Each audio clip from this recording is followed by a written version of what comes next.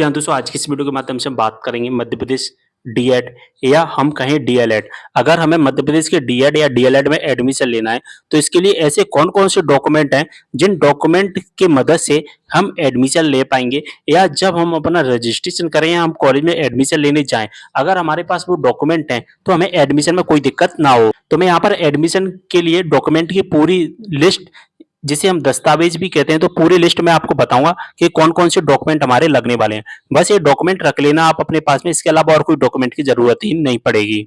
चलिए वीडियो को स्टार्ट करते हैं। तो दोस्तों यहाँ पर मैंने लिस्ट तैयार की है। सबसे पहले हमें जो डॉक्यूमेंट यूज करना है वो है 10वीं क्लास की मार्कशीट। तो हमारे पास एक 10वीं क्लास की मार्कशीट होनी चाहिए, ठीक है। हमारे हाथ में होनी चाहिए और ओरिजिनल होनी चाहिए। ओरिजिनल मैं क्यों कह रहा हूँ, क्योंकि जब हम अपना फॉर्म भरते हैं ना, तो 10वीं क्लास की मार्कशीट हमें स्कैन करके अपलोड करनी पड़ती है।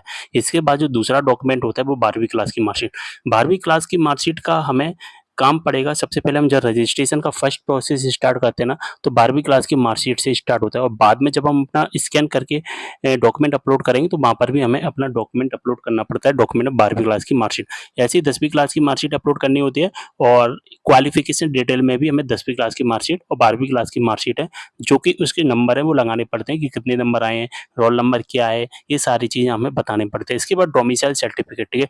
डोमिसाइल सर्टिफिकेट क्या होता है? हमारा मूल निवासी प्रमाण पत्र। तो दोस्तों हमें मूल निवासी प्रमाण पत्र भी लगाना होता है, ठीक है। मूल निवासी प्रमाण पत्र की डिटेल भी फिल करनी होती है, ठीक है। और हमें हार्ड कॉपी के रूप में, सॉरी, सॉफ्ट कॉपी के रूप में भी हमें स्कैन करके अपलोड करना पड़ता है, ठीक है। बात समझ में आ गई? अभी मूल निवासी प्रमाण पत्र होगा ना, ये मध्य प्रदेश का बनता है, ठीक है, एमपी का। तो एमपी के स्टूडेंट के लिए मूल निवासी प्रमाण पत्र लगाना पड़ेगा, ठीक है। बात समझ में आ गई? ठीक है। अभी अदर स्टेट के यहाँ पर फर्स्ट राउंड में, सेकंड राउंड में और थर्ड राउंड में अदर स्टेट के स्टूडेंट के एडमिशन्स नहीं होंगे। फोर्थ राउंड और फिफ्थ राउंड में अदर स्टेट के स्टूडेंट होंगे, अदर स्टेट के स्टूडेंट के लिए एडमिशन्स होंगे। फर्स्ट राउंड, सेकंड राउंड और थर्ड राउंड केवल एमपी के स्टूडेंट के लिए रखा जाता है, ठीक है। बात समझ में आ गई? लेकिन अपने पास ये डॉक्यूमेंट रखना है आपको, ठीक है। इसके बाद आप अपना mobile number and email ID रखना। आपको मोबाइल नंबर अपलोड करना ही पड़ेगा, ये कंपलसरी है। लेकिन अगर आपके पास ईमेल आईडी नहीं है, तो ईमेल आईडी को स्किप कर सकते हैं। अगर आपके पास ईमेल आईडी है, तो आप ईमेल आईडी भी लगा सकते हैं, कोई दिक्कत वाली बात नहीं है। मोबाइल नंबर क्यों लगाना है? क्योंकि मोबाइल नंबर पर हमारी ओटीपी आती है। इसके बाद होता है इनकम सर्टिफिकेट। इनकम सर्टिफिकेट को हम क्या कहते हैं? इनकम सर्टिफिकेट को दोस्तों हम कहते हैं आय प्रमाण पत्र, ठीक है। तो हमें एक आय प्रमाण पत्र भी लगाना पड़ता है, आय प्रमाण पत्र। तो आय प्रमाण पत्र को हमें स्कैन करके भी लगाना है और हमारी आय प्रमाण पत्र में कितनी इनकम लिखी है वो भी हमें लिखनी पड़ती है, ठीक है। इसके बाद होता है हमारा कास्ट सर्टिफिकेट। कास्ट सर्टिफिकेट को हम क्या कहते हैं? कास्ट सर्टिफिकेट को हम कहते हैं जाति प्रमाण पत्र। क्या कहते हैं दोस्तों? जाति प्रमाण पत्र। तो ये जाति प्रमाण पत्र भी हमें लगाना पड़ता है, ठीक है। इसके बाद अगर हम बात करें, एक फोटो अपने पास रखना, इसके अलावा और कोई डॉक्यूमेंट की जरूरत नहीं पड़ती है। ये 7 डॉक्यूमेंट है, इन 7 डॉक्यूमेंट से हमारा काम हो जाता है। एक बात ध्यान रखना, ये जाति प्रमाण पत्र ना, ये जाति प्रमाण पत्र किसका लगता है? एक ओबीसी का लगता है, एससी का और एसटी का, और किसी को जाति प्रमाण पत्र लगाने की जरूरत नहीं पड़ती। इन डॉक्यूमेंट्स की ज़रूरत केवल और केवल आपको दोस्तों रजिस्ट्रेशन करते टाइम पड़ेगी, ठीक है। हमें 2 तरह से डॉक्यूमेंट की ज़रूरत पड़ती है, एक तो रजिस्ट्रेशन के टाइम पर पड़ती है और एक जब हमारा कॉलेज में नाम आ जाता है, मेरिट लिस्ट में नाम आ जाता है, तो जब हम अपना एडमिशन लेने जाते हैं अपने कॉलेज में तब पड़ती है, ठीक है। तो इन सभी डॉक्यूमेंट की ज़रूरत तो पड़ेगी आपको रजिस्ट्रेशन के टाइम पर, इसके अलावा रजिस्ट्रेशन में और कोई डॉक्यूमेंट की ज़रूरत नहीं पड़ेगी।